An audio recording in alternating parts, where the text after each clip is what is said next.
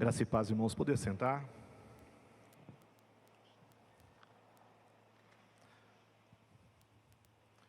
É uma noite especial porque você é um campeão. Estar aqui hoje, nesse tempo, você realmente demonstra o compromisso que você tem com Deus.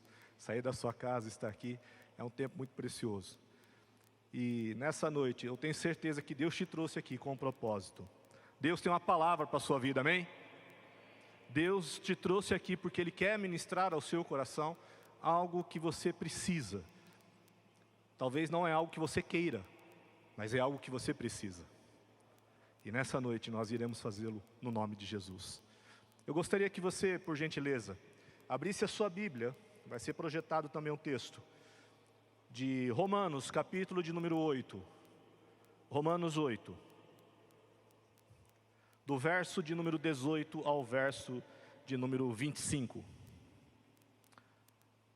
Acompanhe a leitura. Porque para mim, tenho por certo que os sofrimentos do tempo presente não podem ser comparados com a glória a ser revelada em nós. A ardente expectativa da criação aguarda a revelação dos filhos de Deus. Pois a criação está sujeita à vaidade, não voluntariamente, mas por causa daquele que a sujeitou, na esperança de que a própria criação será redimida do cativeiro da corrupção para a liberdade da glória dos filhos de Deus. Porque sabemos que toda a criação a um só tempo geme e suporta angústias até agora. E não somente ela, mas também nós, que temos as primícias do Espírito, igualmente gememos em nosso íntimo, aguardando a adoção de filho e a redenção do nosso corpo. Porque na esperança fomos salvos. Ora, esperança que se vê não é esperança, pois o que alguém vê, como espera? Mas se esperamos o que não vemos, com paciência o aguardamos. Feche os seus olhos, por gentileza. Senhor Deus, eis aí a sua palavra nessa noite, Pai. Ela por si só já é poderosa para transformar corações quando lida. Mas nós sabemos que nessa noite o Senhor tem algo para o seu povo. E eu peço a Ti, Pai, usa a minha vida como canal para abençoar o seu povo, para abençoar as suas ovelhas, Pai. E que no nome de Jesus eles possam compreender e entender aquilo que o Senhor tem para cada um deles nessa noite. É assim que oramos, agradecidos em nome de Jesus. Amém. Irmãos, nós estamos trabalhando essa série Cristo é a Solução. Nós vimos já no transcorrer dessas pregações, dessas palavras ministradas, muito conteúdo relacionado àquilo que Deus pode fazer por nós. Vimos a respeito de ansiedade, vimos a respeito de quem nós adoramos, vimos a respeito da questão de sermos produtivos e frutíferos. E nessa noite eu queria trazer um tema que certamente, se você não passou, você passará ou até está passando. Mas eu quero te dizer que há uma esperança que vai além dos nossos olhos carnais. Essa esperança chama-se Jesus. E Ele é a solução. Diga comigo, Cristo, mais alto, Cristo é a solução. Isso é uma verdade. Cristo é uma solução. Essa afirmação tem poder porque Ele é o poder encarnado de Deus. Eu queria compartilhar com você um pouquinho a respeito de uma situação. Uma senhora de 92 anos descobriu já, quando estava próximo dos 90 anos, que possuía no seu olho uma pequena marca. E essa marca foi detectada como um câncer. E essa senhora de 92 anos teve que fazer radioterapia. Ela vai precisar passar por 33 sessões de radioterapia. É uma mulher de Deus. Sabe aquela mulher que ora o tempo todo? Aquela mulher que quando está em casa está orando, quando está deitada está orando, quando está caminhando está orando, está sempre buscando a presença de Deus. Aquela que intercede por todos aqueles que pedem oração por ela. Essa mulher foi acometida de um câncer, que agora não está apenas no seu olho, mas agora também já está tomando o seu cérebro. E a radioterapia, sendo a sexta administração da radioterapia, ainda não causou nenhum tipo de impacto quanto à regressão da doença. Essa mulher está a 80 quilômetros de distância da sua casa, está sendo acompanhada pelo seu genro, porque as filhas não podem cuidar, por algumas questões particulares. Ela está ficando numa casa de apoio, numa cidade longe da sua. E mesmo naquele leito, aquela mulher tem falado de Jesus para cada uma das pessoas que ali estão. Você pode falar, nossa, que história triste, né? Uma senhora já de 92 anos, sofrendo de câncer. Pois é, isso não é uma história, isso é fato, está acontecendo na minha casa. A minha avó está passando por isso. E eu queria compartilhar com vocês nessa noite esse tema e pensando nessa dimensão. Jesus é a solução para o sofrimento humano. Jesus é a solução para o sofrimento que você tem tido na tua vida. Jesus pode e irá certamente trazer consolo ao seu coração. A minha avó, ela está amparada por uma pessoa, mas nós sabemos que o Senhor dos Senhores está com ela naquele lugar. O médico dos médicos está ali naquele lugar. Eu estou dizendo isso, sabe por quê? Para te mostrar que o sofrimento, ele não recai sobre os ímpios, ele recai também sobre nós, sobre eu e você. E sabe o que é sofrimento, irmãos? Sofrimento é caracterizado pela sensação de dor, de mal-estar, de infelicidade que uma pessoa possui.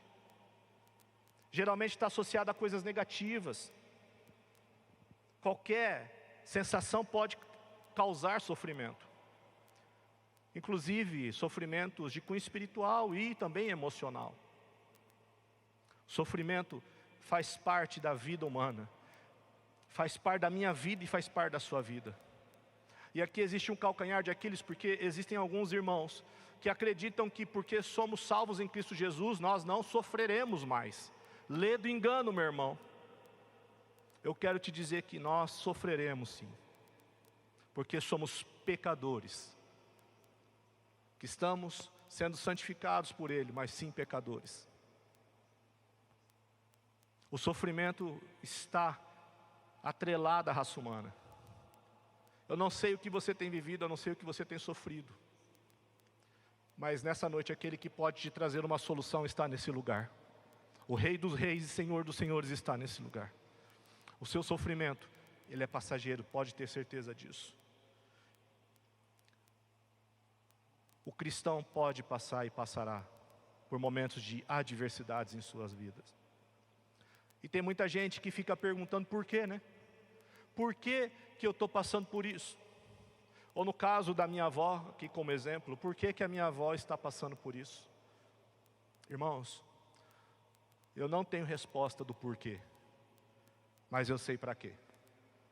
Para que o nome do Senhor seja glorificado o tempo todo. É para isso. E é por isso. Eu e você passamos por adversidades e passamos por sofrimento, por N motivos em nossas vidas. N motivos. Queria compartilhar alguns com vocês. Algumas pessoas sofrem porque sentem inveja.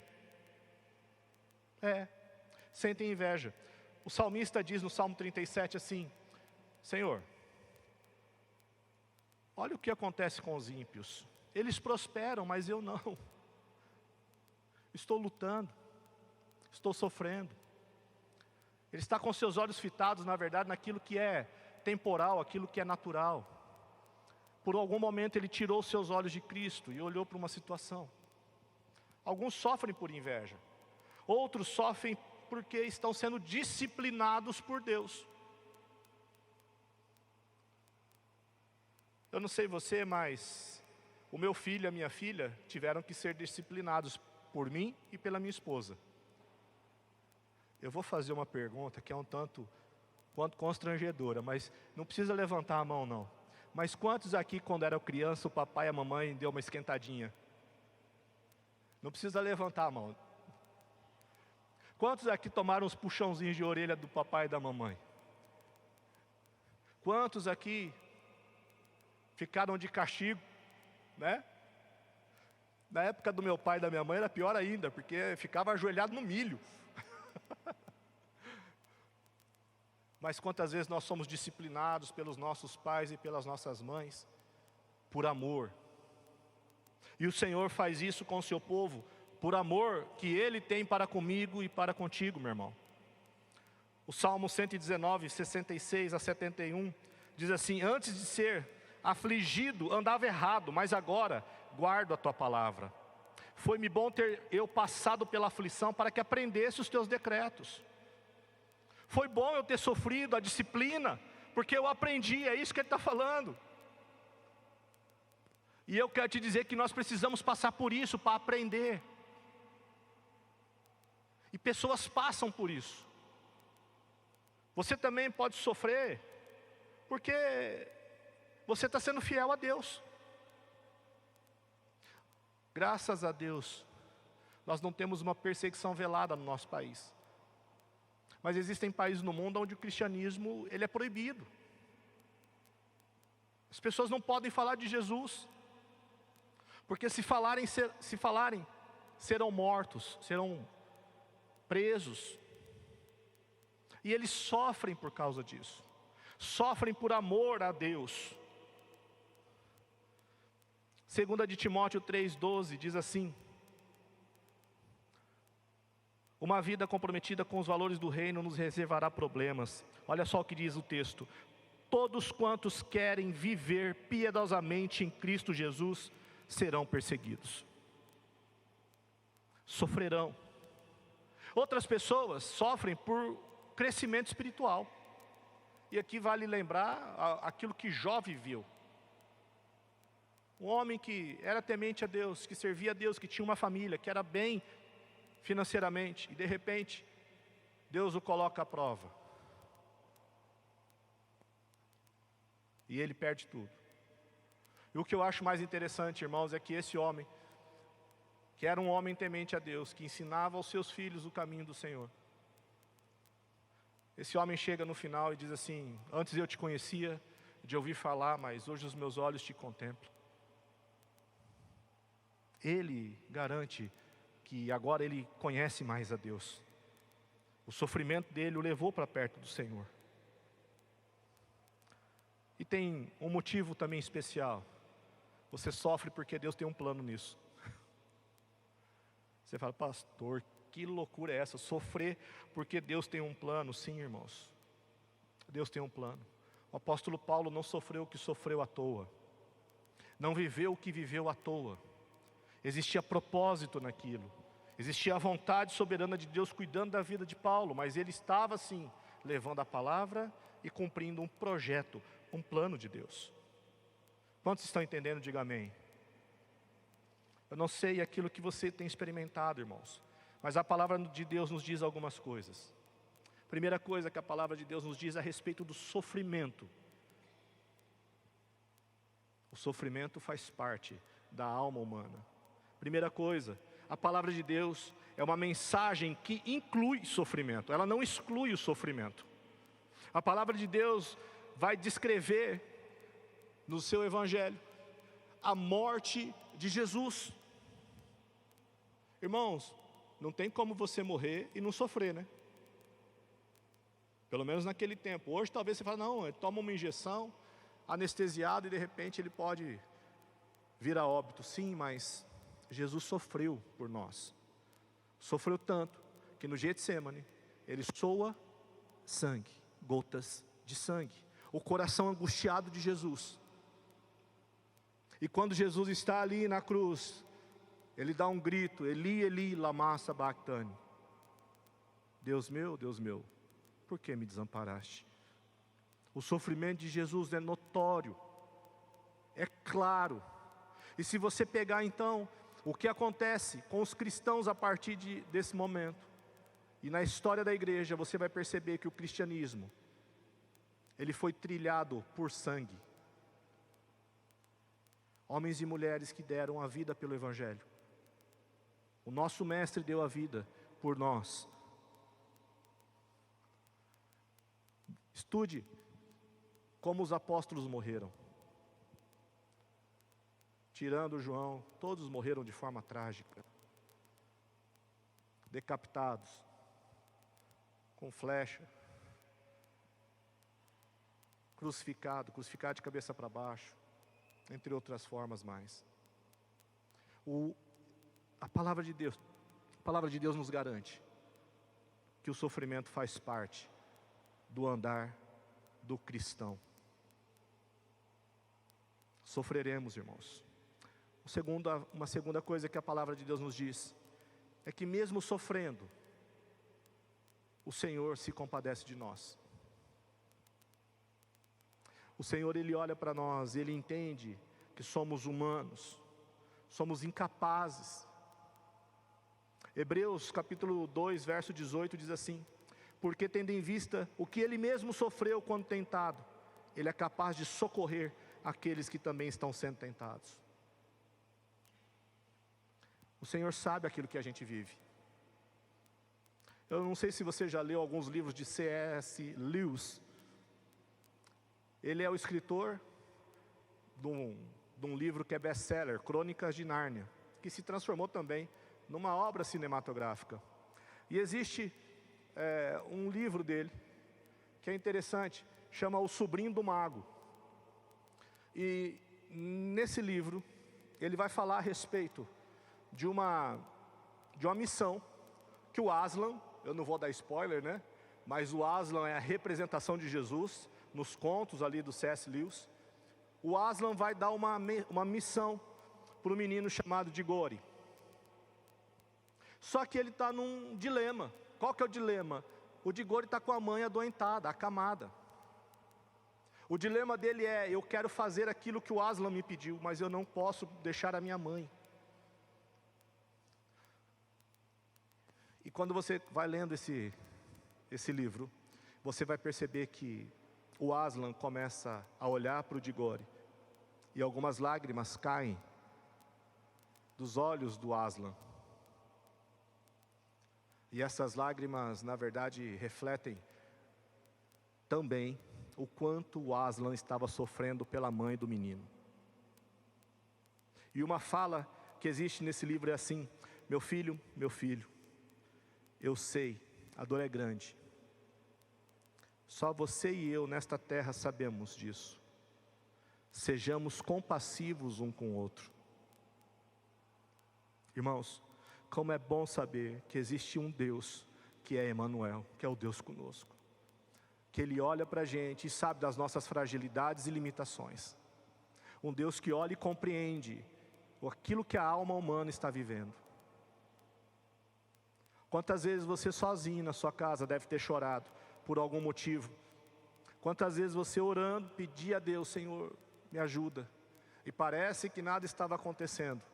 Mas pode ter certeza que quando um filho de Deus dobra os seus joelhos para orar ao seu Pai, o Rei dos Reis está olhando por você. As nossas orações não voltam vazias. Deus responde. Até o silêncio de Deus é uma resposta para nós. Às vezes você está falando: Senhor, eu não estou entendendo o que está acontecendo. Sabe, irmãos, a gente às vezes não consegue entender aquilo que Deus está falando, porque a gente não está conseguindo discernir a voz de Deus. Eu vou dar um exemplo para você. Lá em casa eu tenho um cachorro bem pequenininho. Faz um barulho tremendo. Só serve para fazer barulho, né? Mas é interessante porque quando um dos nossos carros, eu tenho 2 carros, um meu e da minha esposa. Quando um dos nossos carros vira a esquina de casa, ele sai uma disparada para o portão e fica parado no portão, com o rabinho em pé, balançando e com a orelhinha já em riche, esperando, olhando para ver se ele consegue observar o seu dono chegando. Sabe o que eu quero dizer com isso? Ele entende que o seu dono está chegando, ele entende que o seu protetor está chegando, ele entende que aquele que pode supri-lo está chegando. Eu e você precisamos ser assim com Deus. Entender a voz de Deus, discernir a voz de Deus, ouvir a voz de Deus. Compreender que Ele está perto. Eu vou dar um outro exemplo. As mamães aqui. Se o seu filho chorar agora, lá onde ele está, eu tenho certeza que você sai correndo daqui e fala: é meu filho que está chorando. É ou não é? A gente conhece até o choro do nosso filho. Até o timbre, você ainda fala, nossa, está com fome. Você pode estar a 100 metros, você olha, ele está com fome. Somos capazes de discernir, e o nosso Deus se compadece conosco, irmãos, porque Ele quer ter um relacionamento conosco. Mas aprenda a discernir a voz dEle, e você só discerne a voz do Senhor através de intimidade com Ele. Intimidade essa gerada através de exercícios espirituais, como a oração, o jejum e a leitura da palavra. Você vai se aproximar de Deus, e esse Deus se aproximará de você. O sofrimento também de Cristo serve como exemplo para as nossas vidas, ou serve como exemplo para essa vida. Nós somos chamados, irmãos, para viver algo novo nessa terra. Eu e você somos chamados, somos atraídos pela presença de Deus. Jesus sofre no nosso lugar. Eu te pergunto, você teria condição de sofrer aquilo que Jesus sofreu por alguém? Eu quase posso dizer que, com 100% de certeza, que você não faria. Eu vou além. Você que é papai, que é mamãe, você daria o seu filho para que alguém o sacrificasse por causa de um estuprador? Você o faria por causa de um assaltante? Por causa, talvez, de um homicida? Certamente a sua resposta seria não. E Jesus, Ele se deu no nosso lugar, Ele sofreu por nós. O sofrimento de Cristo, irmão, nos serve como exemplo para essa vida. Ele sofreu por nós. Sofreu por você, sofreu por mim. Não ache que o seu sofrimento é maior do que o do outro, porque esse é um problema sério que a humanidade tem. A gente não consegue mensurar o sofrimento, é ou não é? Porque às vezes o que o irmão está sofrendo ali, você fala, não, mas ele não está sofrendo. Não está sofrendo na sua ótica, porque na ótica dele está sofrendo. Eu tenho problemas renais, vira e mexe e sai uma pedrinha lá, aparece uma pedrinha no rim. E eu fico lá, ai, ai, ai, ai, ai, ai, ai, ai. E corro para o hospital. Aí quando você está lá, uma mulher que talvez esteja parindo, pode olhar e falar assim, mas essa dor não é nada, eu estou dando à luz, é pior do que a sua dor. Mas como a gente mensura isso? Como você pode mensurar que a dor dele é maior do que a minha? Porque nós, em nossa capacidade bem limitada de pensamento, nós somos egoístas. Sabe por quê? Porque a maior dor do mundo é a minha. A gente não se preocupa com o outro. A gente não olha para o outro e fala, nossa, ele está sofrendo, hein? Muitas vezes a gente se afasta dele e diz que aquilo que ele está vivendo não é tão forte assim. Nós sofremos sim, e tem que ser respeitado. Isso precisa ser respeitado. Estenda a mão e ajude aquele que está sofrendo, passando por um problema, passando por uma adversidade. Eu não sei qual é o seu problema, eu volto a frisar. Se você está num processo de depressão, crise de ansiedade, se você está passando por problemas de insônia, se você está sofrendo com a perda, se você está sofrendo por causa de um luto, se você está sofrendo porque você perdeu o emprego, se você está sofrendo porque você perdeu a sua família, se você está sofrendo porque você perdeu o seu cônjuge, não sei, mas eu quero te dizer que Cristo pode te ajudar. Ele é a solução.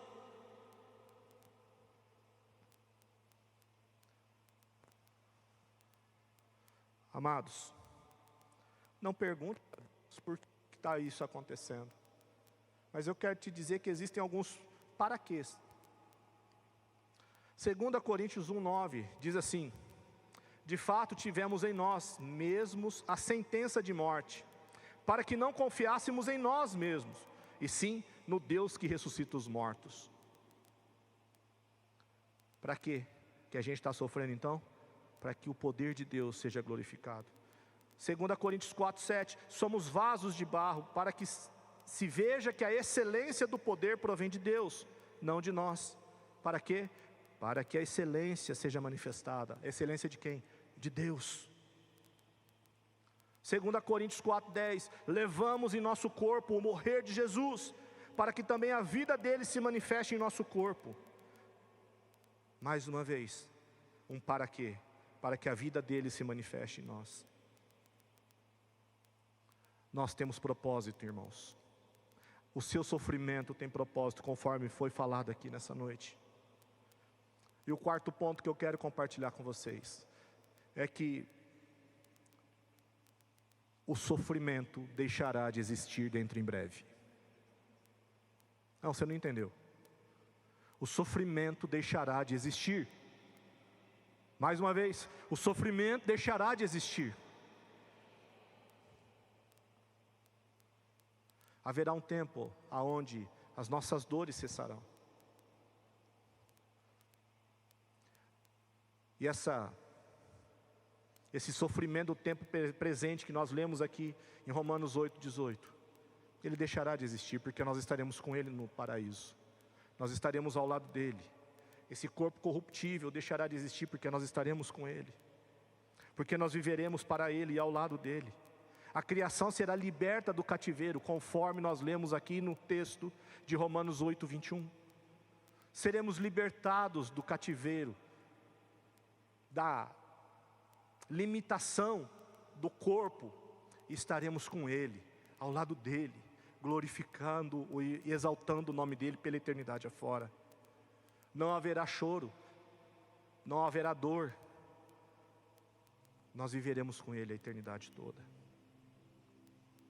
Com isso eu quero dizer, irmãos, e ratificar aqui, que tudo aquilo que você está passando, outras pessoas no mundo passam. 1 de Pedro 5:9 diz, os sofrimentos iguais aos vossos estão se cumprindo na vossa irmandade espalhada no mundo. Quero te dizer, você não está sozinho. Se você se sentir sozinho nesse momento, você pode olhar ao seu lado e você vai ver irmãos e irmãs que você pode contar para estar intercedendo por você. Na sua casa você pode fechar também a porta do seu quarto, se ajoelhar e falar com ele. Porque ele te ouve, ele é real, ele é vivo. Nosso Deus não está morto, ele está vivo. O sofrimento acabará. O sofrimento na vida do crente apenas revela aquilo que está no porvir, a glória futura. Que você possa entender que todas as coisas, como foi dito aqui, colaboram para o bem daqueles que amam a Deus e que são chamados segundo o seu propósito. Que você entenda que o seu sofrimento terá fim. E se você está sofrendo, peça a Deus ajuda, para que Ele te console, te dê a paz e te fortaleça. Porque Ele está contigo em todo o tempo. Amém, amados?